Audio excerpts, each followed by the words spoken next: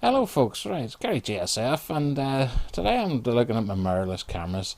Uh, Bought a GX880, in America that's a GX800, and it doesn't have an optical viewfinder, so I really loved the little camera, so I ended up wanted a Micro Four Thirds with an optical viewfinder, and I bought this G7.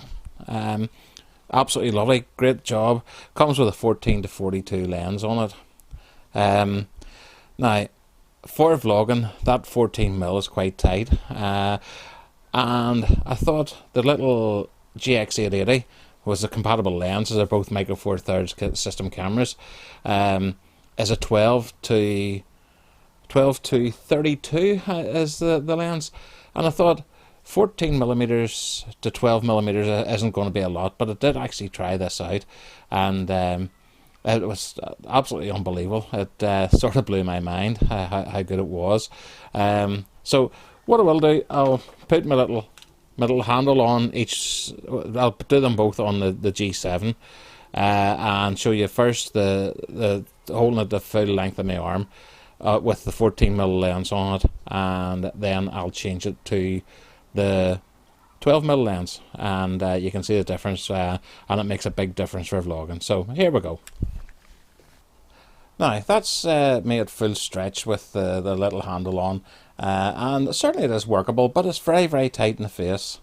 So that's the 14mm. It's a 14 to 42mm lens, but it is quite tight in the face. But the camera itself is actually fabulous. A little bit slow to focus at times, but it's definitely workable. But that is quite tight in the face. So we'll change the lens over now and let you see the 12, and you will be surprised at the difference. There at full stretch is the little 12mm lens. This is 12 to 32 at 12mm. And it gives you a lot more to play with. It's a lot more in the picture. So they both have stabilization built into the lens, so that is quite good. One thing that amazes me about these Micro Four Third cameras is everything's so light. Although this G7 is quite a bit more substantial than the GX880, or in America the GX800. But the lenses are so light, the optics are so light on it. I've even got a 40 to 150 Olympus lens that goes onto it, and it's so light as well. But that range is like on full frames 80mm to 300, so it gives you quite a range.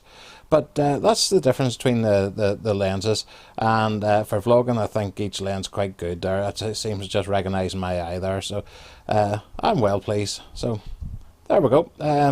Just a little bit of tech for you there.